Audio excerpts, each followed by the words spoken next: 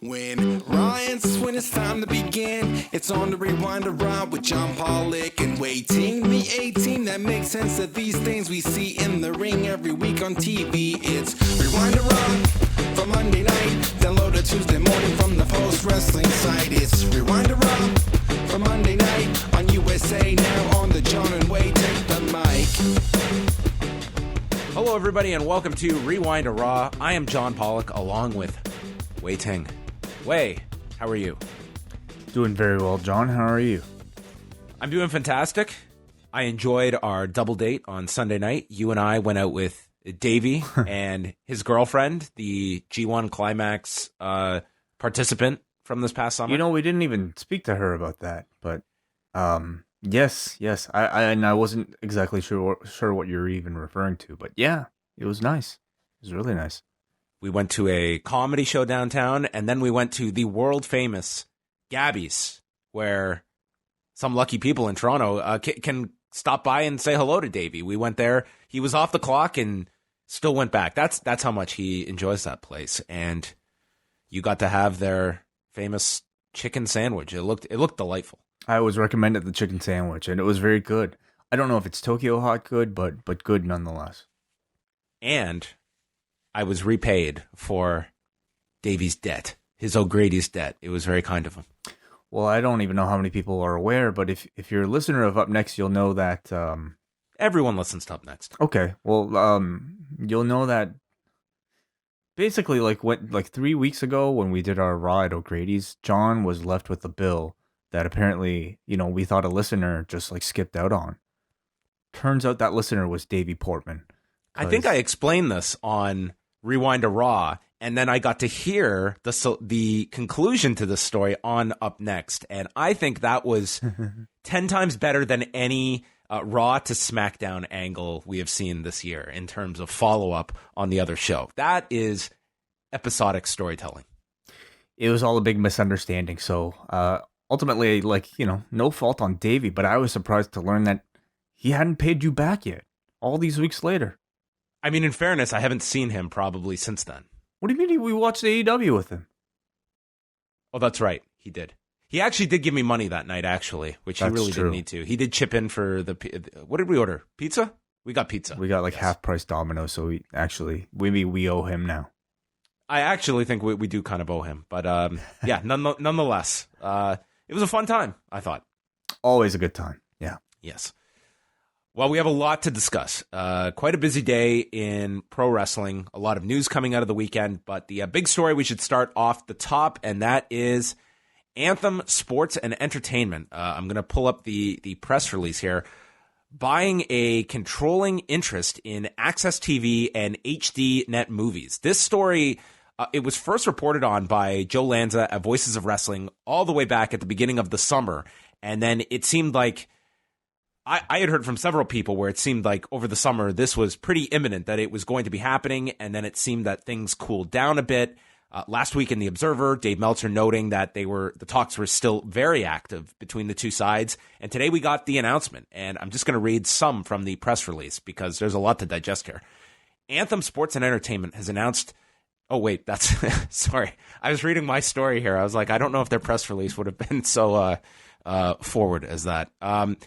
Anyway, I've got it here. So, Anthem Sports and Entertainment, a global multi-platform media company, today announced it has acquired a majority interest in HDNet LLC, parent of the widely distributed U.S. television networks AXS TV and HDNet Movies, and will assume operating management of the two popular channels that cater to music, sports, entertainment, and lifestyle audiences. I've always been curious, what is a lifestyle audience? Do you partake in living a style in your life? I mean, I think if you're alive, by default, you have a lifestyle. I know everyone listening does not want my detours tonight. They just want us to get right to the meat of this. The deal also includes AXS TV's extensive library of owned programming, including wrestling, MMA, and entertainment content. The two networks add significantly to Anthem's rapidly growing portfolio of content, which is currently available in 120 countries and includes diverse and popular sports and entertainment programming. Goes on to add here, Mark Cuban and AEG will continue to participate as equity partners and AEG Global Partnerships Their advertising and sponsorship sales unit will continue to support the channels in conjunction with Anthem's sales team. Joining as an investor is entertainer, producer, and businessman Steve Harvey, who will also enter into a strategic agreement for content development and promotion of Anthem's portfolio of channels. Steve Harvey Global will have a seat on the board of directors of Anthem, and if you don't have your very first reality-based program, it is the Anthem board of directors chaired by Steve Harvey. Yeah, when I initially read it, I thought, oh, okay, yeah, Steve Harvey, another guy with that name. But no, this is Steve Harvey. This is like Miss Steve America. What was it? What was the beauty pageant that he did? Yeah, he Steve read the Harvey. wrong winner. Yeah, incredible. Certainly a curveball I didn't expect, but makes the story even better, doesn't it? Anthem's board of directors will include Ted Goldthorpe, head of BC Partners Credit, a lead financier on the acquisition, Rick Ehrman, a senior executive at Univision and NBC Universal, Robert Foster, founder and CEO of Capital Canada, Scott Honor, founding principal of Northern Pacific Group, and Loudon Owen, chairman and CEO of DLT Labs, who has had a long affiliation with Anthem. So we bring up that they specifically mentioned this Ted Goldthorpe as being a lead financier on the acquisition. So I think that's important to note. Just overall thoughts, Wade. This is an enormous purchase, and very rare too that you have a Canadian-based company buying out an American network. I mean, that's pretty rare in and of itself.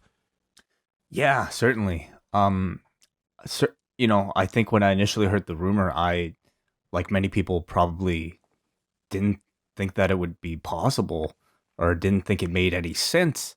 But again, I think knowing, Leonard Asper, having worked for Leonard Asper, you and I feel like, a lot of people are looking at this asking, are they really buying a channel just to air Impact? I don't think it's about that.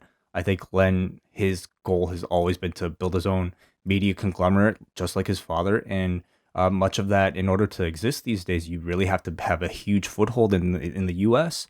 And that's why I think Impact was a property that interested him.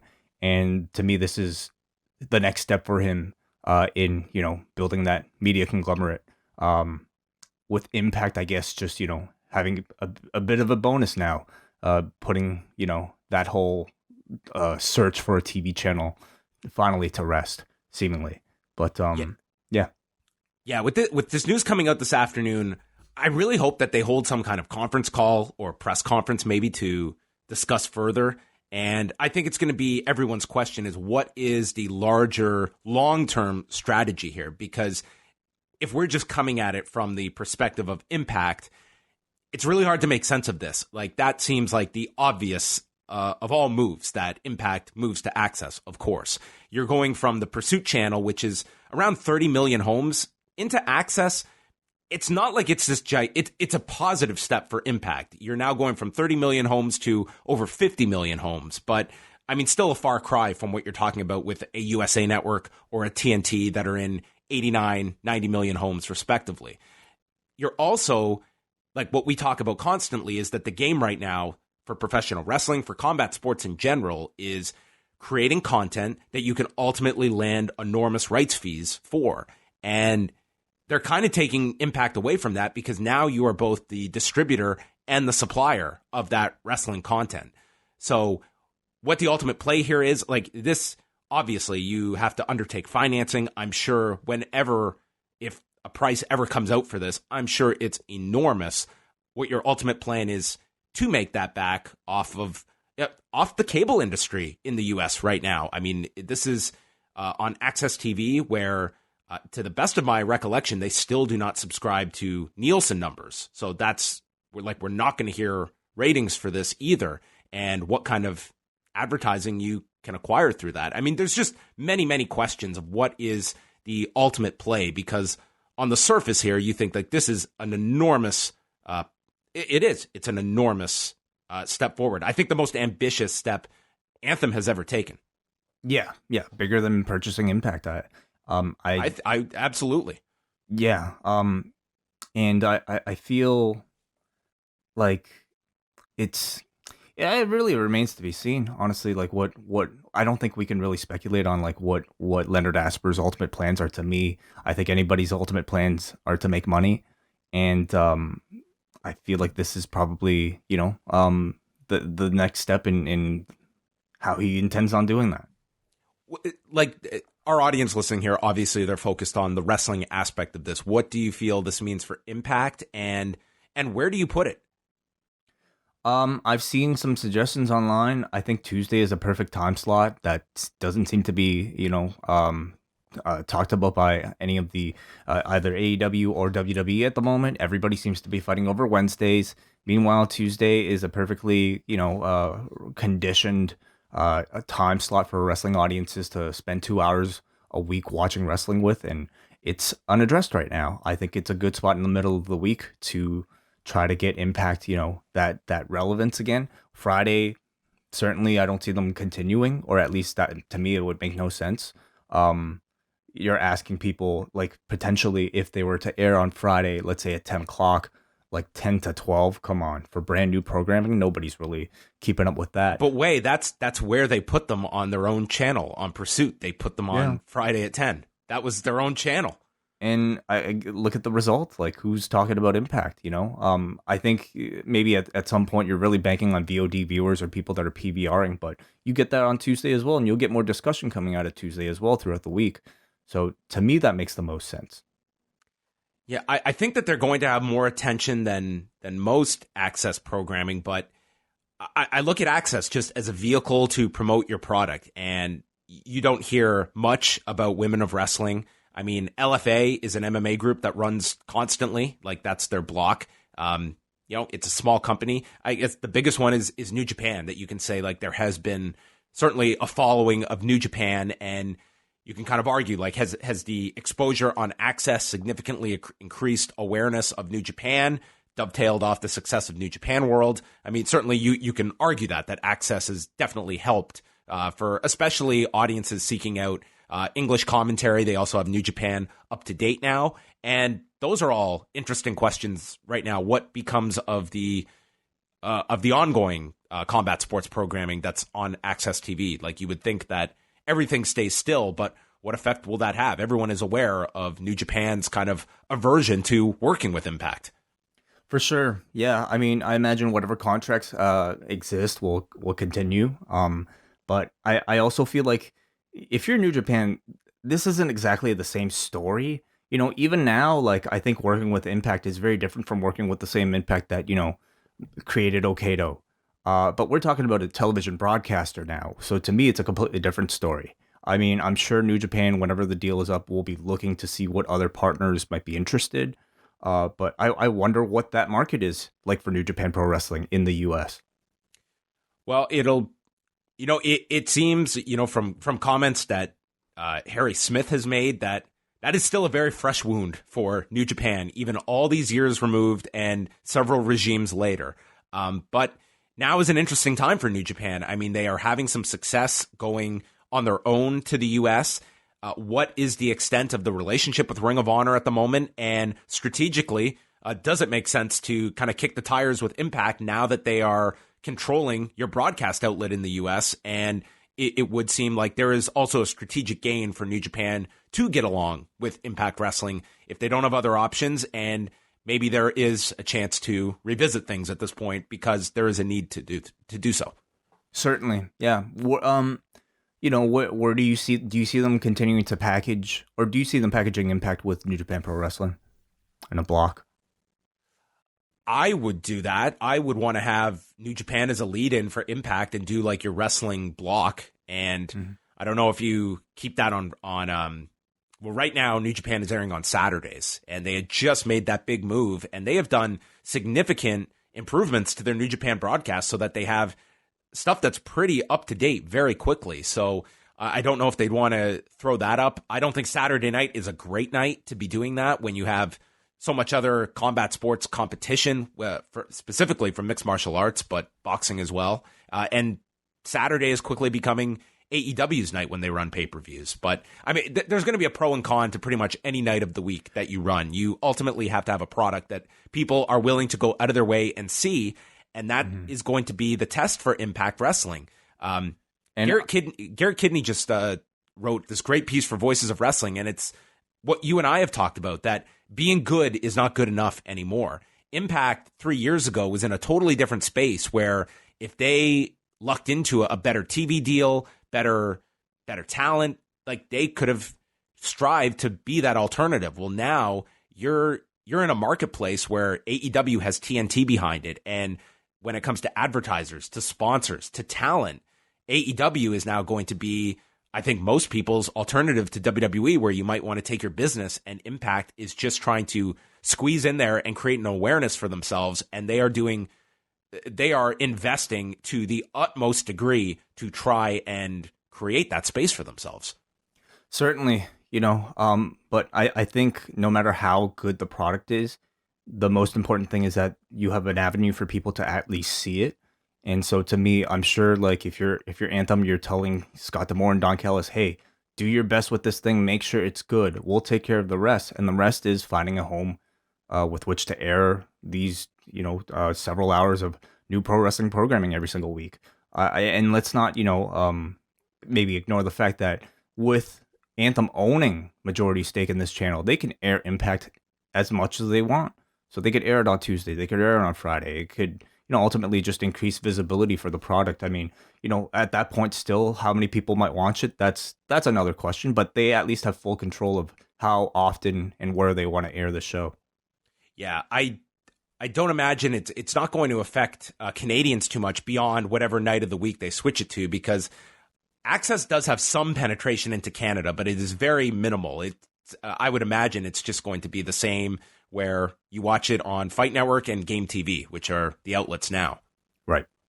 They also mentioned that they are going to continue to run these channels with AXS TV operating out of LA, with HDNet Movies out of Denver, and then, of course, they have their Toronto offices. And, I mean, that's another element to all of this way. Whenever you see these buyouts or companies coming together, there is a certain level of redundancy, and you can you have to look at that point too. Are there going to be cuts? Are there going to be will there be people affected by this kind of thing? Like, that's typically how the current media landscape works, is that one buys out another, or there's a company that is brought in, and that's just the unfortunate outcome a lot of times.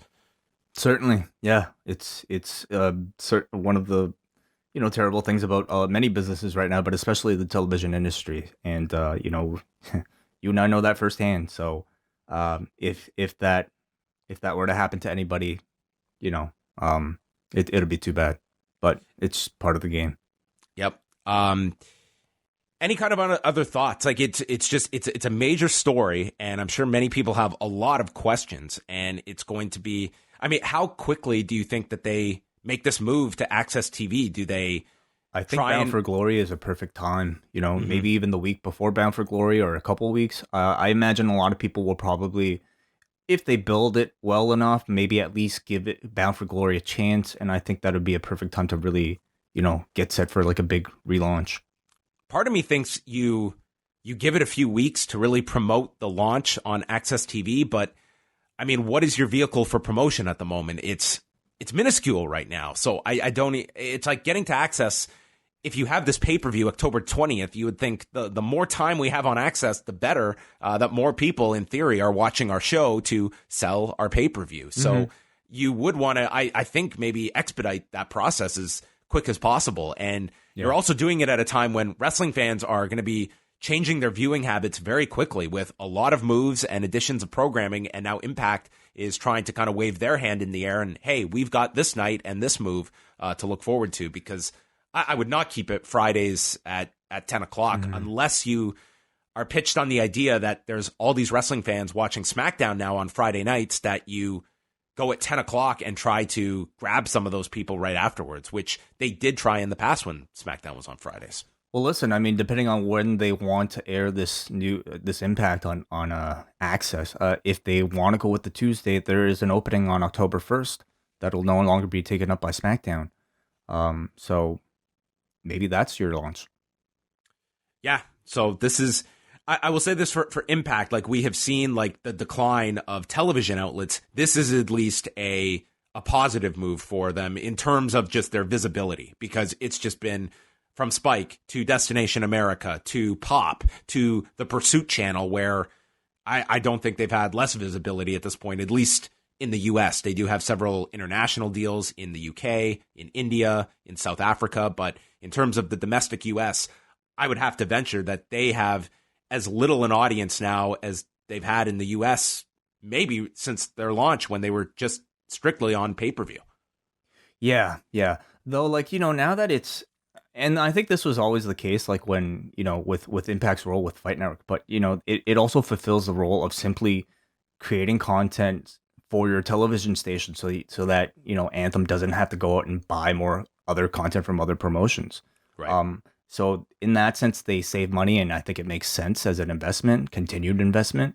But again, I can't really speak to what, business practices they have it really in mind. Yeah, and hard to know when you don't know what the purchase price was. Like, what are we talking about here that they have to ultimately make work over? You would think like this is a long-term goal to make this a profitable venture for them, and that is obviously remains to be seen. But a big story coming out of not just the wrestling industry, but the television industry on Monday afternoon.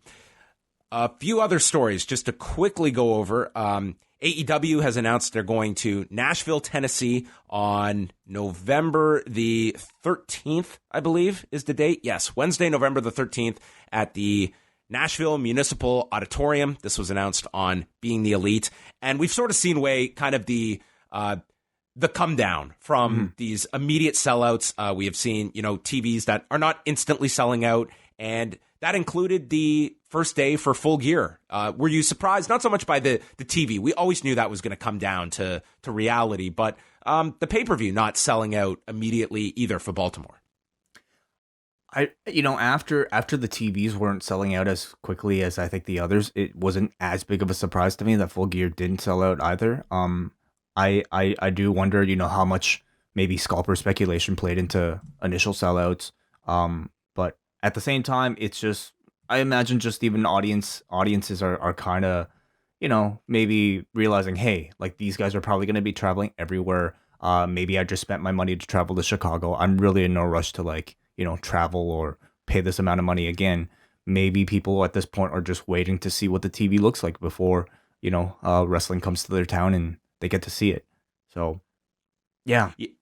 Yeah, I think a lot will now come down to you have the initial burst of people that just want to be there. The second tickets go on sale and grab them. And we're seeing kind of what that baseline is now. And I think the rest is going to come with how is the television received and how much of a new audience are you going to create? Because ultimately that's what the TV needs to do, is grow that base, and hopefully people tune in and they see like a party scene or at least some kind of event that they want to be a part of, and it's going to encourage people to buy tickets. So I think a lot of it now comes down to impressing people with the television once it launches next month. Absolutely. How much of the RevPro story did you follow over the weekend? This was brought up by referee Aaren Wilde, who was the referee for the Shaw Samuels Josh Bodom match against Aussie Open. This was at Summer Sizzler a week ago Friday, and there was a screw up with the finish, and then afterwards it was this post-match attack on the referee, Wilde, who took a scoop slam from Shaw Samuels, and then we saw fan footage of Josh Bodom attacking Wilde on the floor. And if you're watching this, you probably would have just thought like this was part of the show, and Wilde went online over the weekend and explained like this was not part of the show, and he's been significantly injured. He has neck and shoulder problems to the extent that he doesn't know if he will ever referee again, and his main job as a football referee has also been affected by this, and it's led to Josh Bodom being let go by RevPro, Shaw Samuels putting out a statement and apologizing for his actions, but also stating that he tried to protect him with the scoop slam, but it was unplanned, and he did grab a non-wrestler and did a physical spot with him. And RevPro also putting out a pretty lengthy statement as well. the footage does not look good. It does not paint Josh Bodom in a positive light either. I think with Shaw Samuels, it seems like there's a bit more of, I think, people understanding his side here, trying to improvise, but and also... the slam looked like, it did look like he was protecting him. It looked way softer. Like the altercation that Wilde had with Bodom on the floor looked a lot more intense. Yes. So that's largely where it is right now, but it's really unfortunate that this referee is injured to the extent that it's going to affect this guy's ability to make a living for some time. Certainly, I think, a bit of a black mark on an otherwise, I would say, very stellar weekend, especially for British wrestling. But this Rev Pro show, I mean, without having seen it, like, I feel like I've heard so much from it, between like the David Starr Will Ospreay finish to this coming out. It's a great chance to kind of reassess, hey, like, what's fair, when you see Minoru Suzuki, like, slamming all the young boys. Obviously that's, with their knowledge, but how far does it extend, that leeway? Does it extend to referees?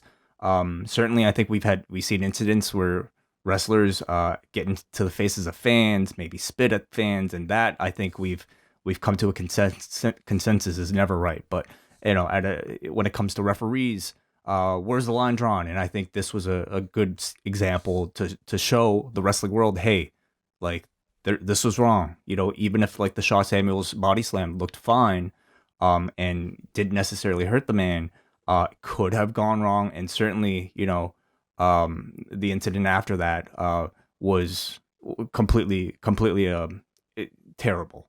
So I think Rev Pro did the right thing. However, I don't know if you managed to see, like, Josh Bodom's Instagram story after the fact, where he said he's quit pro wrestling. Yeah, but with the screenshot, and again, like, who knows, like, whether or not the screenshot's legit, but it looked like it might have been coming from Andy Q, the person who runs Rev Pro, siding with Josh and maybe saying something very different publicly. But anyway, the story continues, it gets a little bit juicier, and I'm sure all the people who enjoy wrestling gossip were having a great time on Twitter. Whether or not I feel like it hurts the reputation of Rev Pro a lot. So I think they have a lot to, do to regain the audience's trust again. But I feel like the statement, at least, at the time, felt sincere, and I think not booking Josh Bodom is the least they could do. How would you feel had it just been the Shaw Samuels portion, where it's a screwed up finish, he calls the audible, but it's not involving a wrestler, and there is some kind of injury as well, whether you're trying to protect him or not. Mm-hmm. I think people have a very different standard if it was a wrestler, where, I mean, wrestling, there is a level of improvisation to it, where I think wrestlers understand their role out there. The referee, though, is not necessarily expecting to do anything physical, and I think that's a big disclaimer. Sure, but I mean, traditionally, like, referees have gotten physical. I would say, I think in most cases, don't you think? But obviously, planned spots or unplanned spots. Planned spots and unplanned spots. Well, that's, I think, the gray area. But I think after this, we need to maybe come to a consensus that, hey, like, maybe if you're planning on, I don't know, I'm not a wrestler, I'm not a promoter, I can't necessarily say for myself. It's unfortunate somebody got injured. At the same time, this is a physical business. And I certainly don't condone, like, complete, like, hard shots out of anger. That to me is never right. Yeah. And I think that it's also notable that this referee, Aaren Wilde, actually spoke up and addressed it, because I think many in his position, I mean, granted, he's got these serious injuries, but I mean, wrestling doesn't necessarily shy or give people a great outlet to speak openly about stuff that happens, that you're just kind of taught to brush it aside and move on. And it looks like Rev Pro, they want to have some kind of system in place where you can actually, I would imagine, confidentially, let the promotion know if an incident occurs, that you can contact them hopefully in confidence, because I think that's a big part of it, that some people, they might want a certain culture change, or just certain guys that maybe take liberties or are even unaware of kind of what they do, to be able to bring that to people's attention. So it doesn't continue, and you don't have guys that are unsuspecting that are suddenly brought into physical situations when they're not expecting that in a match. For sure. Is it a case where like you tell all your referees, hey, like this could happen, be ready for it? Or is it a case where everything should be checked off beforehand and, everybody made sure that they know what's coming? It's a bigger discussion I think wrestlers should have. Final thing here, I just want to talk a bit about Cain Velasquez. He was on Ariel Helwani's show on Monday and talking about his future in MMA and pro wrestling. He is doing the AAA show that Impact is actually presenting this Sunday at the Hulu Theater. Very bizarre show in how it's been. Do you realize that show was announced the week of WrestleMania? Mm-hmm. And here we are. We've got, I think, like half a card announced. And it just seems like what a poorly promoted show it's been.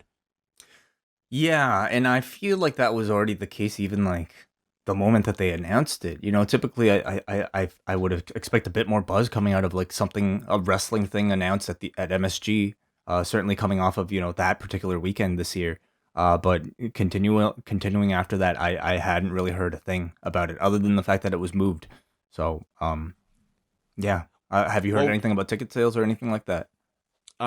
Just that they're available, and they moved to the Hulu Theater, so it's a much smaller venue to fill, but I would be very unless they get some enormous walk-up on Sunday. I think they're really just banking on the idea of, fans that maybe want to see Lucha Libre, or Cain Velasquez has some kind of draw to him for those in the New York area. But among wrestling fans, I think it's really tough. You're running against a WWE pay-per-view. The WWE has just run 2 nights at Madison Square Garden. And people might, if you went to one of the shows tonight or tomorrow night, maybe you don't want to come back for wrestling on Sunday. But he has stated he's doing this Sunday's show, and then he's doing the October 13th show at the Forum in Inglewood, California.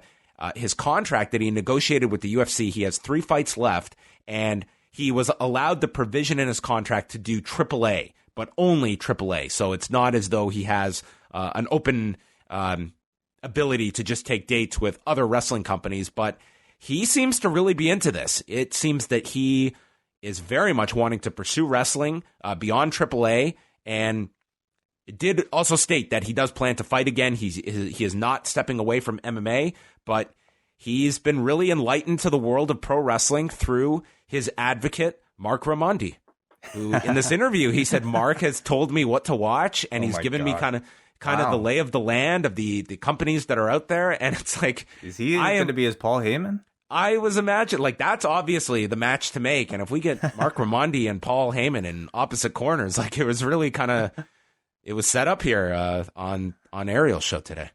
Wow, very interesting.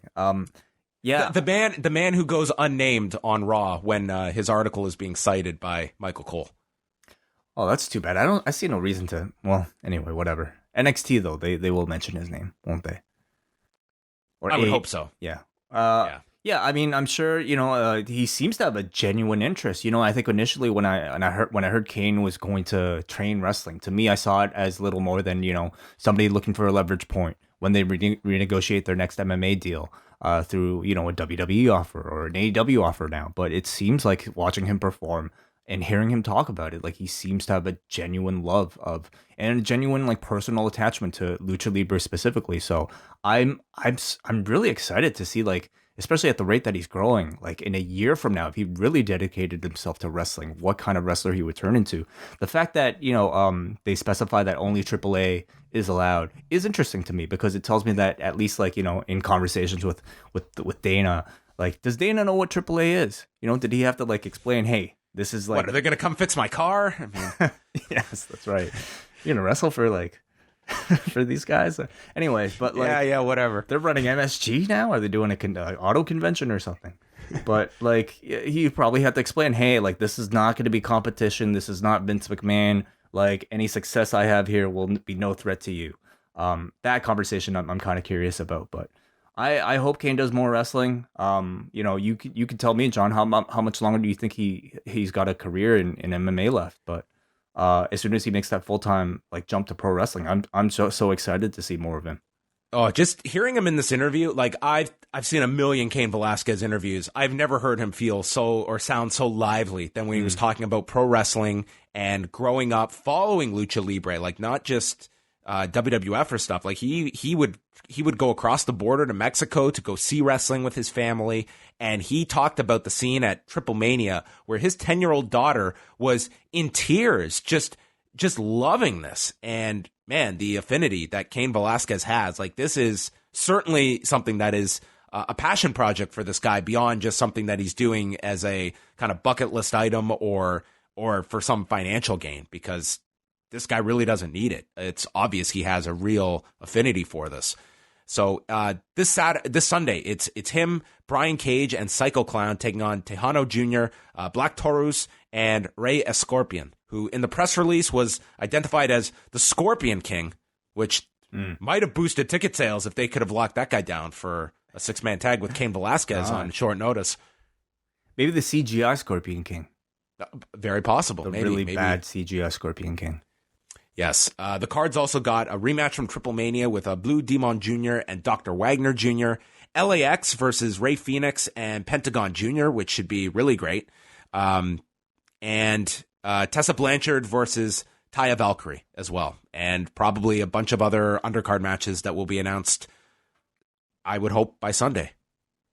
All right. Cool. So anyway, I'd like to watch this show, but I really don't know if I'll be able to. It's a very busy weekend, and this is head-to-head with Clash of Champions. So looking ahead to our site, this coming week, we have lots of shows coming your way. Tuesday night, Wai and I will be back for Rewind to SmackDown with Night 2 at Madison Square Garden. Wednesday night, it's the Double Shot with reviews of episodes 7 and 8 of Glow Season 3. That will be out for members of the Post Wrestling Café.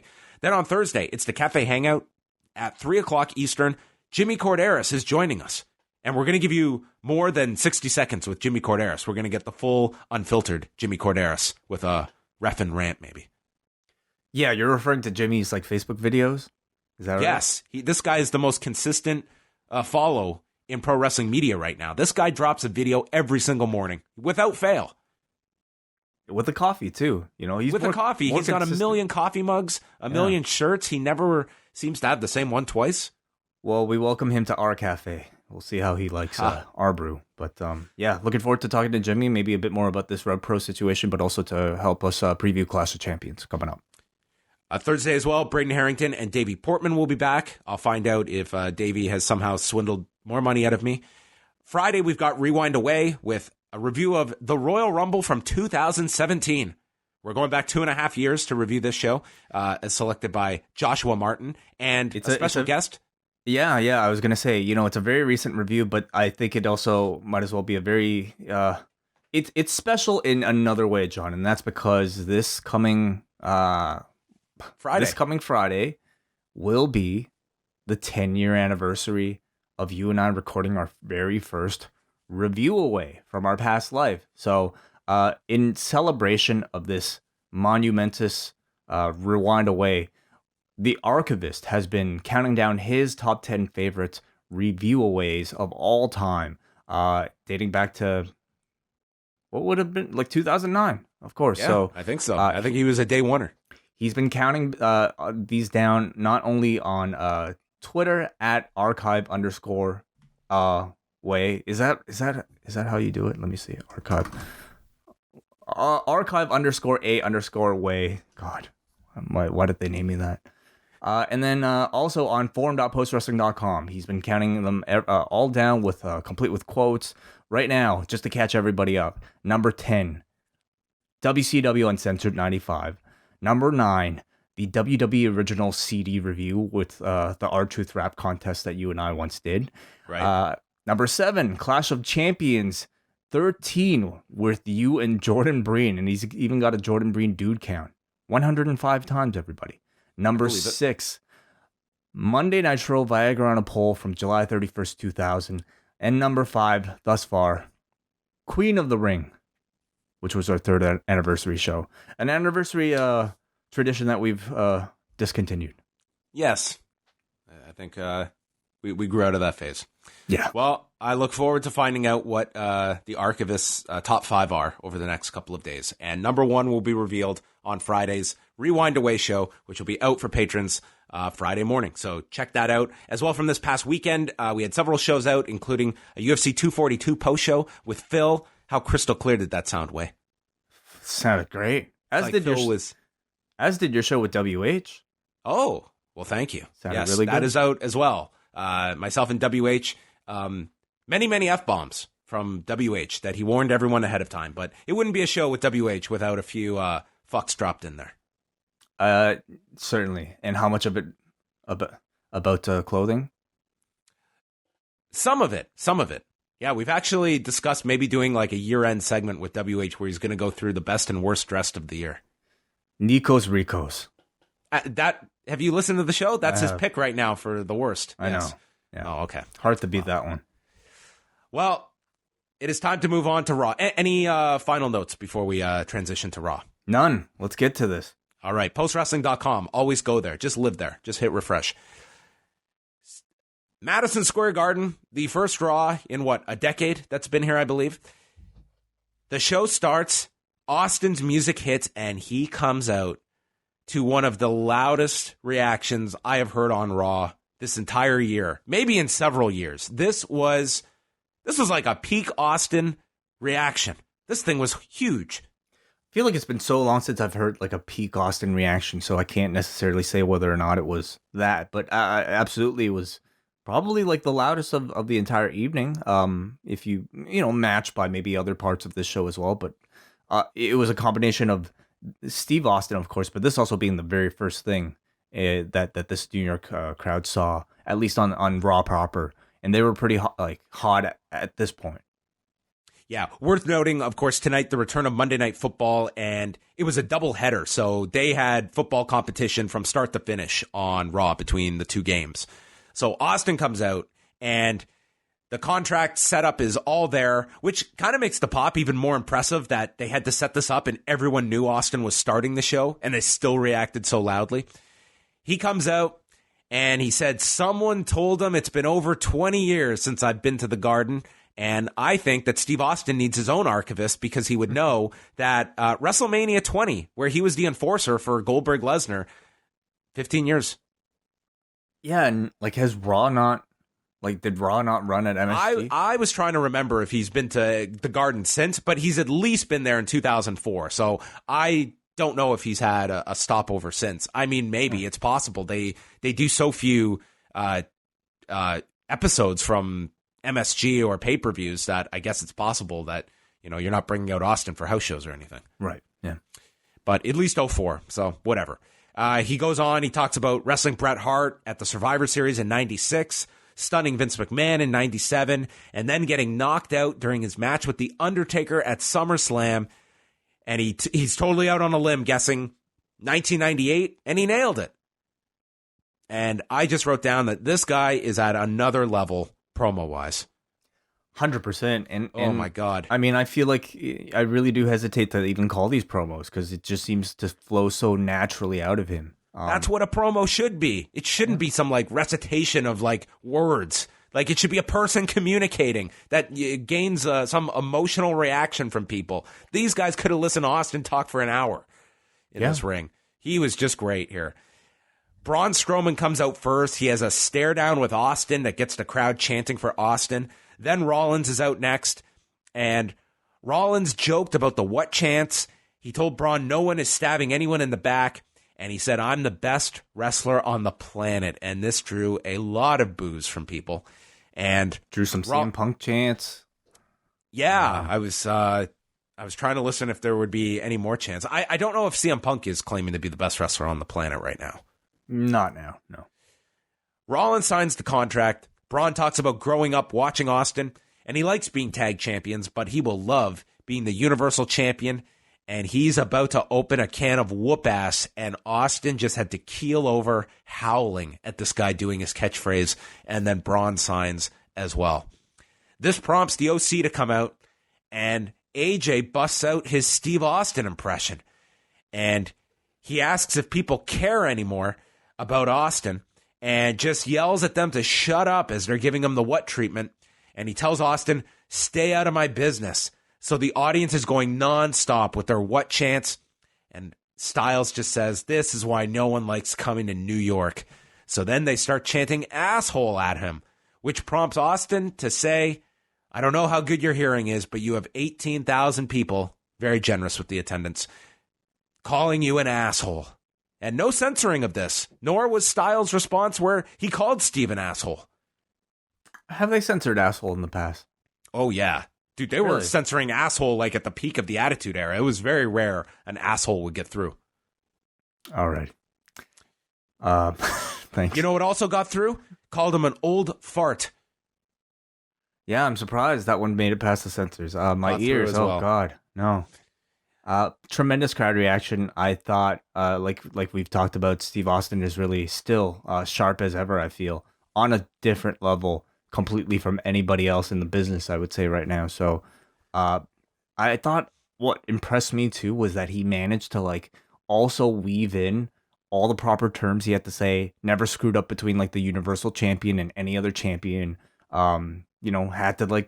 Had clearly some lines where he had to introduce his contract signing and didn't mess that up at all. And he made it like his life's mission that he was going to get these two to sign this fucking contract. That's why I'm here. And he kept reiterating, you've got to sign the contract. Yes, absolutely. Unfortunately, seeing like Seth Rollins come out and attempt like his own what promo or like trying to match like even any of the personality that you just got so naturally from Steve Austin didn't make Rollins to me come across that great, but to this audience, I guess I wonder what this audience really thought of Rollins as well. Clearly, like him saying he's the best in the planet, this audience did not like.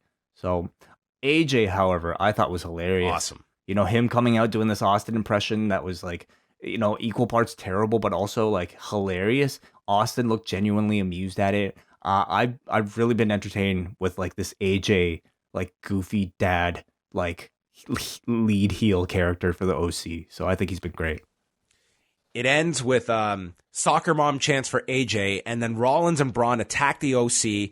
There's a curb stomp that misses. Rollins gets pulled to the floor. Styles is just gloating. He doesn't see Austin behind him, and they just milk this. With his back to Austin, everyone knows what's coming. He turns around, takes the stunner, place goes nuts, and then Austin drinks beer and leaves. I thought this opening 18 minutes was tremendous. I thought it was great. I will point in the Rollins part, like, he didn't bother me with his part, but it is also worth noting, like, this guy is in the role of the Steve Austin. Like, he is supposed to be your number one babyface. And, it's when you're in there with an Austin, you can see the giant divide between one and the other. But I thought this was a great segment. I thought this was a really great start to the show. I thought it all came across really well. Again, I thought AJ did a great job. Took that stunner nicely. So I never complain like when we talk about like, oh, like current guy has to look foolish against the legend. If it's Steve Austin giving people stunners, I personally never have a problem with it. I didn't mind it either. Tonight to me was a great night for AJ Styles. I thought he really kind of, it was just, I thought a really strong use of Steve Austin, and AJ kind of got to stand up to him, and I didn't think it was any. Sent the crowd home happy. Absolutely. Yeah. Then they plugged The Undertaker for tomorrow night. I don't know how he's going to follow this. Oh, you never seen The Undertaker like lead a contract signing? Maybe he's going to find that there was a spelling mistake on the contract, and he's going to enforce the underwriter, improved penmanship. So we come back from break. AJ's still selling the stunner when Cedric Alexander comes out for their non-title match, and Alexander's just beating up AJ. Handspring Insiguri, tope con hero to the floor. Styles then cuts him off in the ring to send them to commercial. Comes back, Alexander with a Michinoku driver for a 2 count, and then he's setting up for a springboard when he gets knocked down by Gallows and Anderson, and the bell rings for the DQ. Cue the Viking Raiders. They lay out all 3 members of the OC. The audience got into their double team offense, and they hit the Viking experience to Carl, and then they stood tall with Cedric Alexander to end the segment, but would not be the end of their night. No, really just kind of like teased what was to come later in the main event. I thought all this was really hot with this New York audience. This was a great crowd throughout the night. I talked to one friend who was there who said they said on this show like 10,000 times it was sold out. I don't know if it was or not, but it did sound like it looked pretty full inside. So Man, I imagine like that was a point they probably really wanted to get across, especially this year. The fact they said it so many times, whether it was a sellout or not, that's what I was expecting them to trumpet throughout the show, even if it wasn't. But we'll find out. Bayley and Sasha are backstage, and they're back together. They said there's no stronger connection than them. And then they cut to Becky staring a goddamn hole through Charlotte Flair in the locker room to get set for our Four Horsewomen tag match that is coming up. Bray Wyatt announces a new Firefly Funhouse later tonight, and then he did the Rascals sign with his hand under his chin. Oh, okay. What was that guy's name? The Rascal sign. The Little Rascal sign, you mean? Well, the Little Rascals, but then the TNA Rascals, that's like their mannerism that they do. Gotcha. Yes. Then Roman Reigns came out, and this was like non-wrestling related. He talked about it was almost a year ago that he announced his leukemia and had to step away, and he brought out kids from New York and New Jersey, and it was very odd. Not the segment, but the fact that he had to emphasize that all these kids are from New York and New Jersey, almost like a preemptive measure, like, please do not even fathom booing anybody. Man, I really can't imagine, I can't either, but he went out of his way to say, yeah, and these kids are all local. They're all from New York and New Jersey. Could it be more just an added touch to make sure they gave him a really big reaction? Well, it's kind of the same thing. I mean, I guess they didn't want a lukewarm reaction, so right. Maybe, anyway, they brought out these 5 kids all under their wrestling personas, and they got a nice standing ovation from the crowd in New York. A very nice segment, and... Yeah. Roman very good in this kind of role as a speaker. You can certainly see how serious Roman Reigns takes this role. And I obviously can't think of a better person to be a spokesperson. I mean, these segments all of a sudden feel that much more meaningful. Not that they weren't before, but the fact that it's Roman Reigns doing it, somebody who's lived through this recently, you certainly, pay attention a lot more, and you feel like this is not just a spokesperson. This is somebody who truly, truly cares. Absolutely. I totally echo those thoughts. Becky Lynch and Charlotte Flair versus Sasha Banks and Bayley. They fought on the floor at the beginning. Sasha took a Bexploder, and then Charlotte cleared them with a chair in the ring. We come back from the break, and Michael Cole mentions an interesting article on ESPN interviewing the Four Horsewomen. An interesting article by an interesting man, the advocate Mark Ramondi. If you missed it, I linked to it in my update, but he spoke with all 4 women and did kind of an oral history of the 4 of them and starting in NXT together, talking about when Sasha and Charlotte, the first time they locked up, and just instantly believing like they had really good chemistry together. They got the heat on Becky until Charlotte got the tag. There's a boot that sends Bayley off the apron, and then Sasha did the La Mystica to set up the bank statement. Flair then rolls out of the bank statement to apply the figure 8, and then Becky stops Bayley, but then Bayley crashes Becky into Charlotte to break up the submission, which was a save they did later on with Rollins and Braun as well. The tackled the teammates into one another's spot. They double team Charlotte after the break. Eventually, the hot tag is made to Becky, who really got into her comeback, and Renee yells, "If you want to get something done, ask a busy woman to do it." And there was a silence, and then Corey Graves said, "What does that mean?" And Renee said, "It makes sense." Does it make sense, John? If you want to get something done, ask a busy woman to do it. I would say inherently you're taking a risk that this busy woman probably doesn't have time to get yet another task completed. And why aren't you doing it? The belief, I suppose, is that...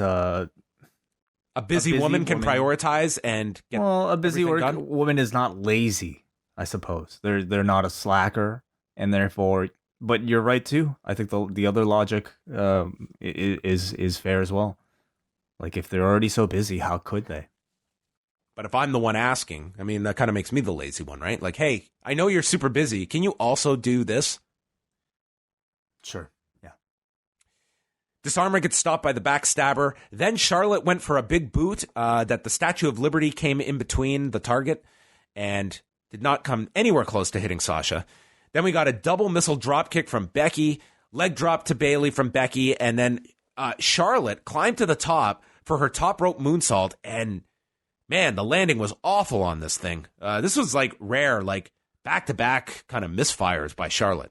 Yeah. I've never seen her land the moonsault so poorly. Even the baseball slide after this, I'm not sure if she was aiming for something or not, but for this moonsault, it looked like she was kind of doing a landing on her feet, and yeah. I thought Charlotte, like, this was not one of her smoother outings at all. The disarmer is applied to Banks on the floor. Bayley breaks that up. Charlotte takes a German on the floor, so all 4 women are down. Bayley goes for the elbow onto the knees of Flair. Then Sasha gets knocked off the apron to the floor. Bayley goes for a roll-up. Sasha's on the floor. Bayley goes for the roll-up, and Charlotte kicks out and then hits the natural selection. It was kind of reminiscent of the natural selection onto the edge of the apron from their Royal Rumble 2017 match, I thought, where Charlotte also pinned Bayley, which was the finisher. Well, thank you for that callback to this week's Rewind Away match. But made me think of that. This was a really long match, and I'm not necessarily complaining because I feel like this was a match that deserved to be given the star power. And to me, like, it was almost monumental to see this match, but I don't think it was really promoted to be that big of a deal. You know what I mean? They only announced it Friday. And then maybe that was, kind of the problem. Like, how much promotion can you really do when you're announcing it, maybe in such short notice? But I will say, despite the length, I felt it kind of struggled to stand out for most of its duration. Technically, I largely felt it was fine, except for several bad spots from Charlotte. But there were really no moments in this match to me for a viewer to really sink their teeth into. Yeah, a little chaotic at times. Charlotte was off several points that we brought up. The match was fine. I didn't think it was bad. But the audience did get into it. I think that I think a lot of that, by the end they got into it. I think the star power helped, of just the visual of having these 4 all together in a ring as well. They recapped the contract signing from earlier, and then the OC were interviewed by Sarah Schreiber. They run this place. And then Ruden Ziegler showed up and said, you should enlist us to help run the place because we have common enemies. And they said, yeah, that makes sense. Rey Mysterio versus Gran Metalik, a match that people had very high expectations for. And I don't know why, but no, well, I understand. Well, you always most were expecting, will this get 2 minutes or less? I certainly wasn't. I mean, I half expected this to just be a squash, but I was pleasantly surprised when it wasn't. No, they did do a match. Rey used a head scissors to go for the 619 early, and Metalik ducked. And then Metalik got dumped to the floor. Rey went for his sliding splash, but had to roll through on it and ate a super kick. And then Metalik set up a swanton off the middle rope over the top, and he went to do this like spectacular move right as they were going to the split screen for the replay of the previous super kick. So yeah, anyway, you did get to see it. And then they showed the replay of this where this swanton, Rey takes this move and like his neck just twists, and then Metalik like lands on top of him. Didn't look like a fun landing to be Rey Mysterio underneath this. They continued anyway. Metalik hit a springboard swanton into the ring for a 2 count. Seated senton and reverse cross body were delivered by Rey.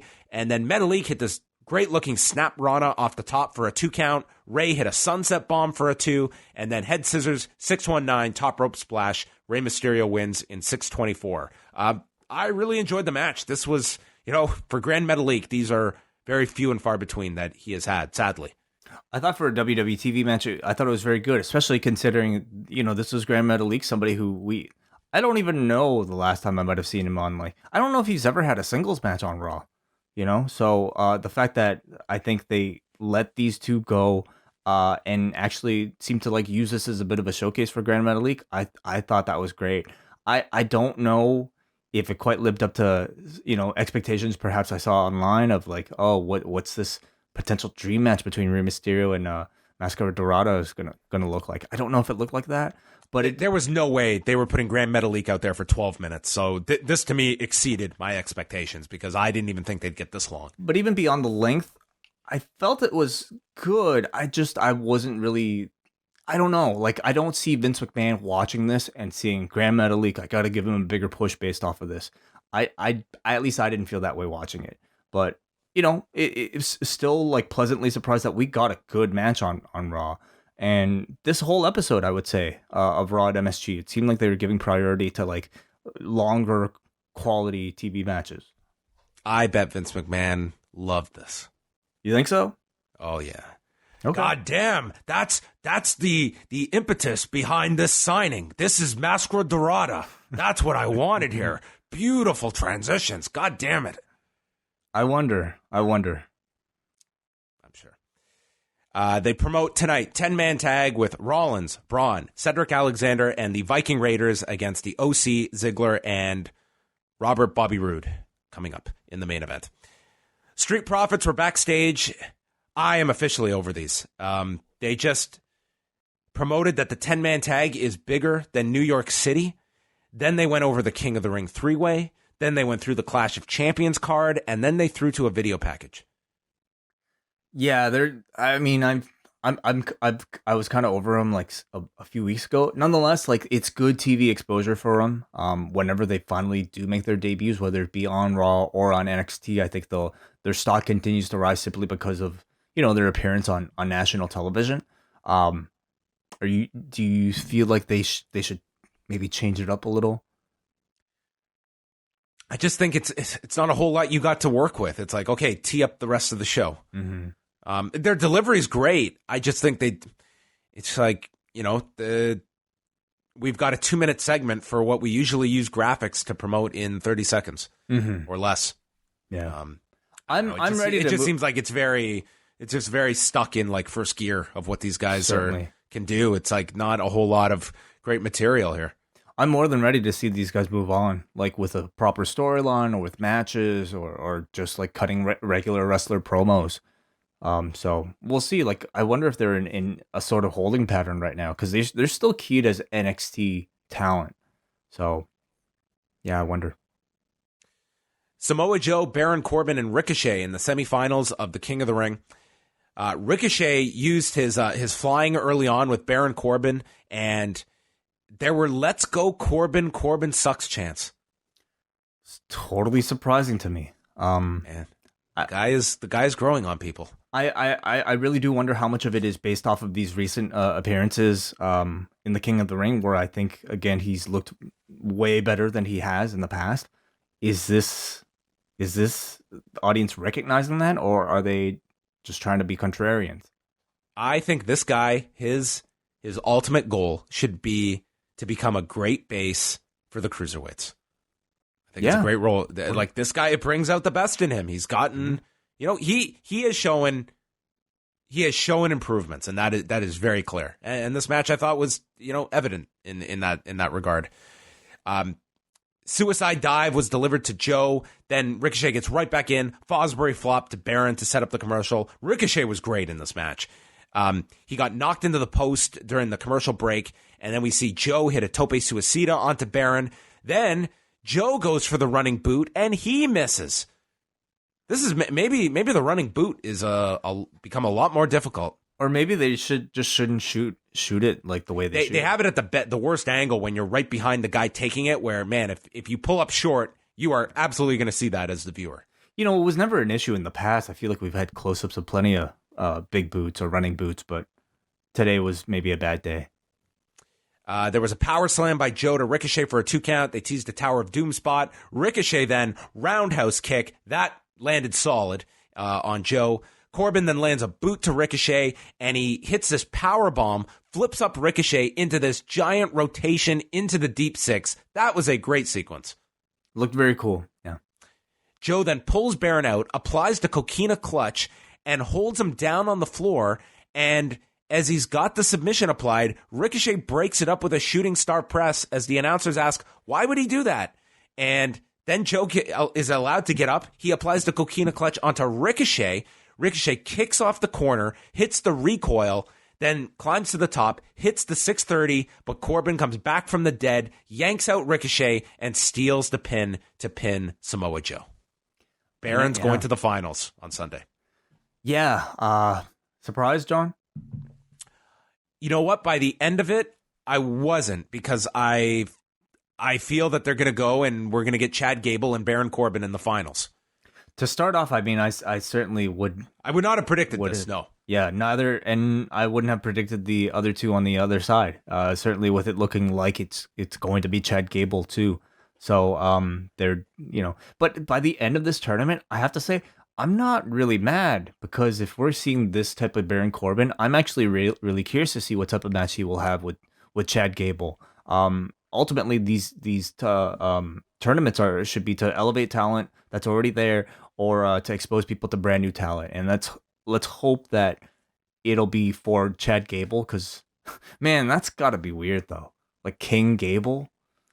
I would say like I'm fine with doing Gable Corbin, but man, if you're asking me, it's not even a question that to have seen Ricochet and Gable get 15 minutes on pay-per-view, I think they would have tore it up on Sunday. For sure, but you're right. Going with this story of Corbin. I understand what they're doing, and we'll see how it works. Like, Gable Corbin's fine too. Do you? To me, it maybe like Corbin's winning. I wouldn't laugh at that, because I think it's a very real possibility. I think they're both very real possibilities. Did Joe look like hurt to you at all, like in this match?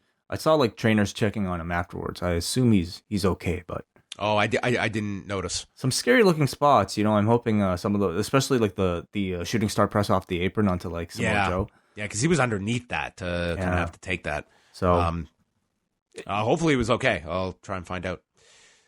Lacey Evans and Natalya was after that. Natalya is very aggressive with Lacy, attacking her knee.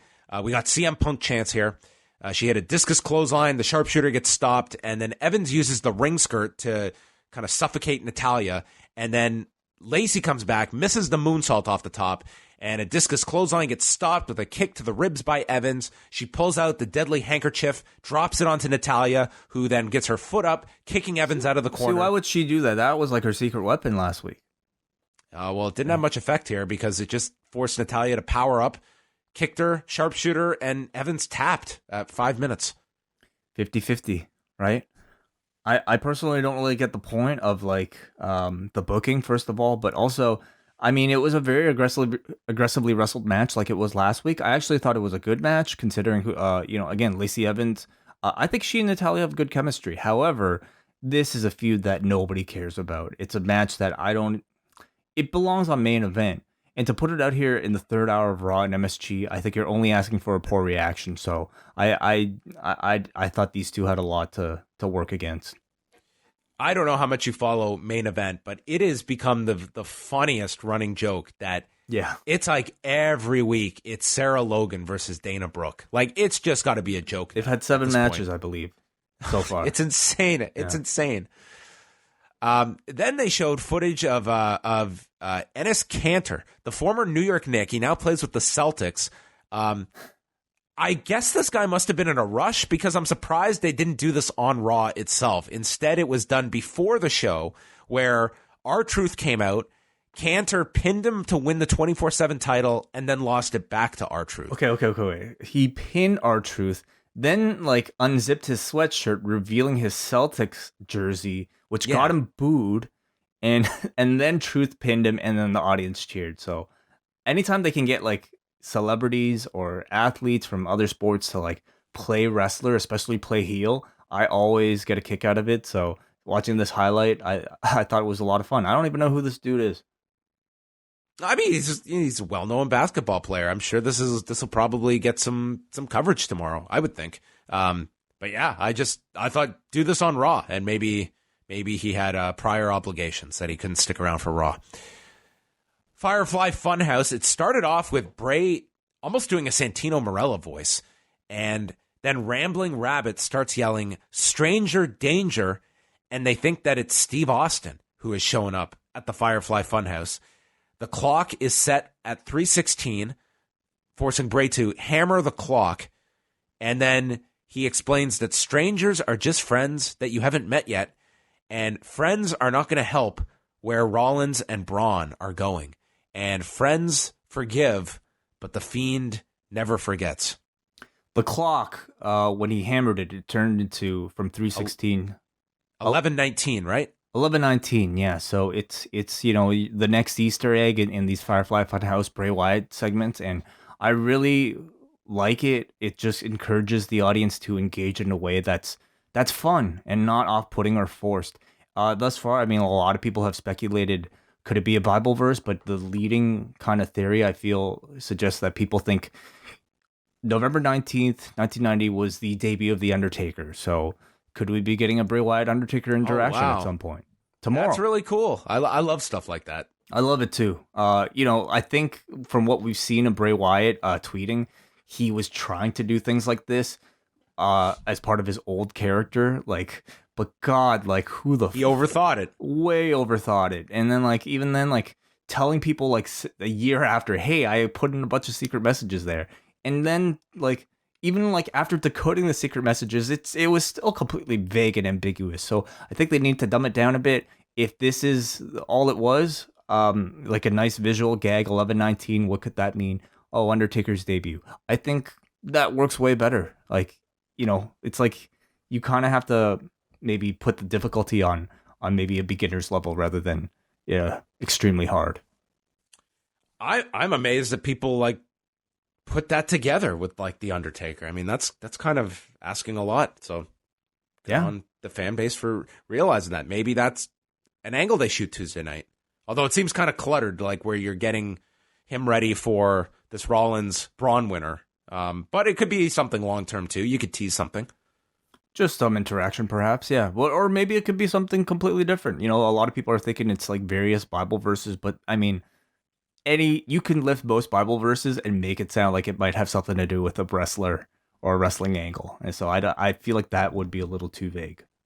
Do you know what's the Bible verse? Do you know? There are a number of them. One of them's for instance, Jeremiah 11:19. But I was like a gentle lamb led to the slaughter, and I did not know that they had devised plots against me, saying, it sounds like any Aleister Black promo, right? Anyway, I feel like with the level that they're operating at, I think it'll be something a bit more obvious. Most likely, yeah. Well, anyway, I always like those little fun. Things where, little brain teasers and that have a payoff at the end of it. There's a reason to pay attention to stuff like that, because if you notice it, you get your reward at the end. It's not just done for no reason. Mm-hmm. Main event, 10-man tag, Rollins, Braun, Cedric, Viking Raiders against the OC, Ziggler, and Rude. They quickly escalate to a all-out brawl with the 10 of them. Crowd is chanting Yowie Wowie. They're doing the wave. Rollins comes in, springboard knee, Falcon Arrow to Anderson. Then Ivar comes in, eats a phenomenal forearm. Braun did his shoulder tackles going all over the place, hit the power slam to Anderson, but then Rude and Ziggler knocked Rollins onto him, forcing Braun to get upset at Seth, and they argued. Later, Rollins hit the buckle bomb to Ziggler, rolled, tagged Braun. He runs into the post. At least we got one shoulder post spot on the show. Eric then tags in. Ivar hit this scary somersault coming off the top to the floor where it almost looked like he was going to lose his balance, but hit it, looked okay. Alexander's left in the ring with AJ, and the phenomenal forearm gets blocked, and he hits the lumbar check and pins AJ Styles. And they are racing here. We don't even get Cedric's music. It's instant. Austin's music hits. He comes out and has a big beer bash with the baby faces and goes off the air with the 5 of them drinking beer with Austin. This is not a typical Austin strut down the ring. This was strutting halfway and then realizing, oh shit, we got 90 seconds left, and then running the rest of the way, catching as many beers as he can, and just opening them as everybody waits in line to cheers with Steve Austin. The match, I thought was good, but I thought it's a fun kind of house show main event. You know what I mean? Where everyone got their spots, the crowd was into it, and I think you got you got a notable finish at the end. I wish there was at least a minute to just digest the significance of Cedric pinning AJ, but they also got a lot here by getting kind of the Austin treatment at the end. Yeah. So I mean, it's hard to complain. I thought it was really a good showcase for Cedric, of course, but also the Viking Raiders, who They look great in this. Yeah, have had nothing up until this point except jobber matches, but being in the main event of an MSG Raw and getting to showcase some like very impressive like physicality and athleticism, I thought was great for them. So to me, it felt like this was at least like sort of the side, aim of this segment was to introduce your audience to those guys. And yeah, the Austin thing seemed to send the crowd home happy. I thought it was like a good ending to the show. I thought this was a really good episode of Raw. I enjoyed this show quite a lot. I thought so too. I don't know if it was like, man, a perfect like attitude era level of Raw. I don't know if that's even achievable these days. But as far as like, a 3-hour viewing that felt like it had a lot of like attention put into it, good matches, big matches, anticipated matches, I felt like they did a great job. So that was Raw, night one at Madison Square Garden. They'll return on Tuesday night for SmackDown. I'm assuming like that finish was done to set up AJ and Cedric Alexander for the pay-per-view, unless they're going to hold off on it till... I mean, you have a quick turnaround to another pay-per-view. You don't have to go to the match this Sunday. They could hold off on it, but seemed like they're going that direction. Seemed like it too. Yeah, I could definitely see them doing that. Tonight's show, let me ask you this. Have you looked at the result? Because you always have. Not yet. Do you think this hits 8? No, I don't think so. No? Okay. I don't think they're ever that nice, especially for 3-hour Raws. I'm guessing 7 something. 7.58. Okay. So, and we don't round up. Paul from New Jersey. Fantastic way to start the show off. No messing around. Austin had the crowd in the palm of his hand. Braun and Seth sounded good, but the MVP was AJ Styles. The guy made an already good segment great. Really solid wrestling on the show. Firefly Funhouse was superb, and a Baron Corbin sucks chant. New York is truly a magical city. Street Profits are very entertaining. 8.5. I want a demonic remix of Bayley's theme, but I guess you can't have it all. That was the other thing. They kept Bayley's entrance with the inflatable buddies and everything. No real kind of like difference, I would say, in her like as a part of a heel character. So maybe it's just like they're sticking with like Bayley, thinking that she's kind of delusional, but like not being completely heel. Yeah. The middle fingers might take some time in the props department to design. Yeah. We got a Jalen from Pickering who says, good Raw, probably the best of the year. The Four Horsewomen and King of the Ring delivered. I don't know who thought the 10-man main event, the 10-man match should main event, but I appreciate the continuity with bringing the Raiders into the mix. I really dislike how they ended the show. They let Cedric's win sink in for about 0 seconds. I get it, Stone Cold, but he already appeared. The beer drinking could have easily been a dark segment. Okay. Firefly Funhouse. Firefly Funhouse. FFH, everybody. I don't think that's something that needs to be abbreviated. Firefly Funhouse is good as usual. Fun fact about the FFH, 11/19 is the date of Taker's debut, so that's some good foreshadowing. Yeah. Jay from Colorado, fantastic show all around. Nothing about the Austin segment felt forced, and I love that they started the show with it. It started things off on a high note, and I feel the crowd was pretty high on everything most of the night. Women's four-way was one of the best television matches I have ever seen. These 4 women know how to work together, and even though we've seen it before, I can't wait to see more. Mysterio versus Gran Metalik, that's some high praise for that. One of the greatest TV matches he's ever seen. Fair enough. Objective. I guess so, yes. Mysterio Gran Metalik was good, but I wish they would have had more time. They're arguably 2 of the best luchadors on the roster, along with Andrade, and they could have put on a hell of a show. Corbin's going to win the tournament. This was my thought at the beginning of the tournament, and I dreaded it. But honestly, it doesn't even upset me anymore. I honestly have been enjoying his work lately. I really hope it's Gable, but King Shorty G sounds like it could do more damage to his push than good. I really do feel like it'll be Corbin. I don't think they'll put the King of the Ring on Shorty G. Like now that you reminded me of what his gimmick is, I think the story will be that like this short guy, he made it to the finals and he almost won, but to me, Corbin seems like a more safe bet. All right, we got a Brandon from New Jersey who says, hello, is it me you were looking for? Hey guys, been a minute, how are you? Enough with the pleasantries, because I can't reply anywho. Man, that first hour of Raw was stuff like a gordita crunch from a bodega in Jackson Heights. They wanted, and The Fiend a hot rating to own the libs, and they delivered. Okay. All right. Meanderings. The fans going to Fighting Spirit are going to be disappointed when they see that what the Rock and Rolls look like compared to their publicity photo that New Japan Pro Wrestling put out. Okay. Okay, thanks, Brandon. We're going to move on. MJ, not at the Garden tonight.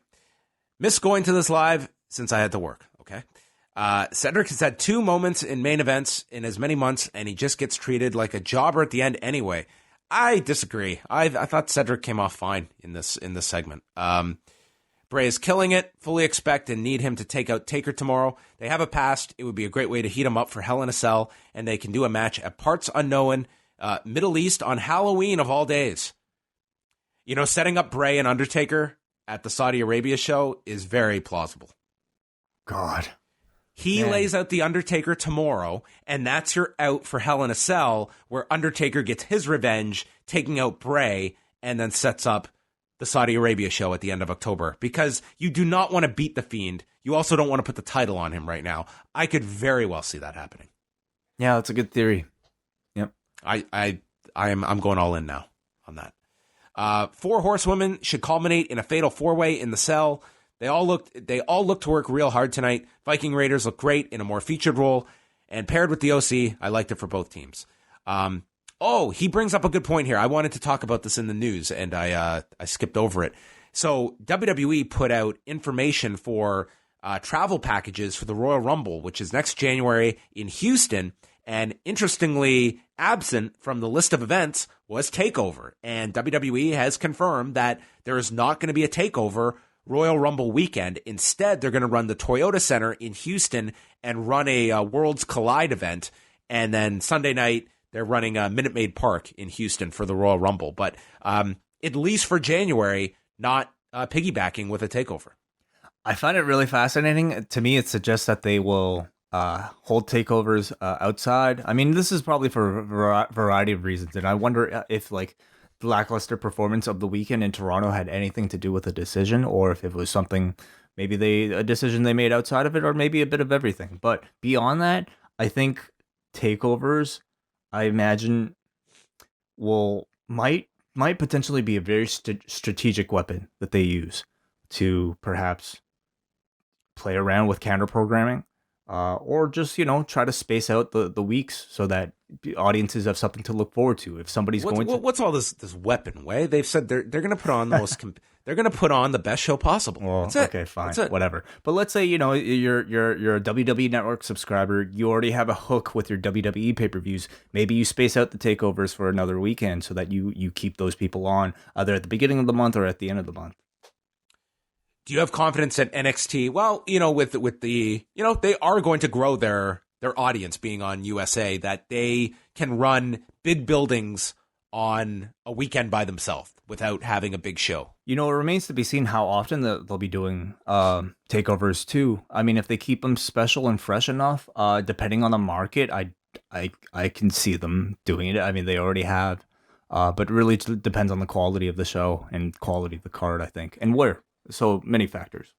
Yeah, that's going to be interesting to see. And also, I mean, if they continue this WrestleMania weekend, that would at least settle what you do with the Hall of Fame, because right now it's SmackDown Friday night, Saturday had been TakeOver night. What do you do with the Hall of Fame next year? Although I would say of those events, I would have no issue of trying to fill a building for TakeOver. Hall of Fame is a much bigger ask now when you have so many options.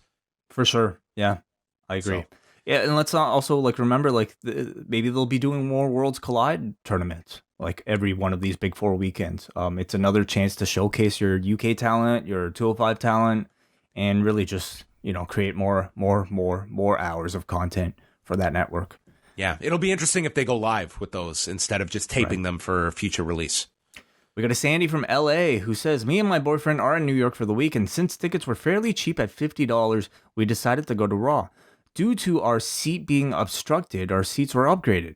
It wasn't a bad Raw. Crowd was checked out during the main event and did the wave at one point, but woke up when Austin came back out at the end, which makes sense since half of them were wearing Austin shirts. Mysterio versus Gran Metalik was my match of the night. I wish we had seen more women than the Four Horsewomen and Lacey Evans, and I felt bad for Cedric Alexander since the crowd was dead for him most of the evening. Man, a polarizing night for Cedric Alexander, I guess. It's true though. Like, I mean, especially when they came back from commercial break and he was like, taking the beating from whoever was like, there was no sympathy for him. That's when they were doing the wave. I think he's still very much a work in progress, and you could see like it was since Paul Heyman at least took charge. It's been him. It's been like the Street Profits. It's been Viking Raiders now. So they seem committed to him at least. All right. I've always read my final point of the night. I've never taken the wave to be like a negative thing. Like whenever I've been at a baseball game or something and the wave breaks out, it's just like a fun thing to do. It's not really a revolt against what's in front of you. In wrestling, I believe it is, especially like on Raw. Like we only see. I think that's how people take it, but I don't know if the people participating necessarily are like turning on something by doing the wave. Well, let's just say they weren't doing the wave during the Austin segment. I don't think they would have. And I think if the match was really hot, I don't think they would have either. To me, it seems more like, especially recently, it's more of a form of protest. It's saying hello to the people at home. It's literally called the wave. Sure. All right, that's going to wrap it up. So thanks to everyone for tuning in. Lots packed into this edition of Rewind to Raw. And 24 hours from now, we'll do it all over again with Rewind to SmackDown. And, it's our weekly giveaway on Tuesday.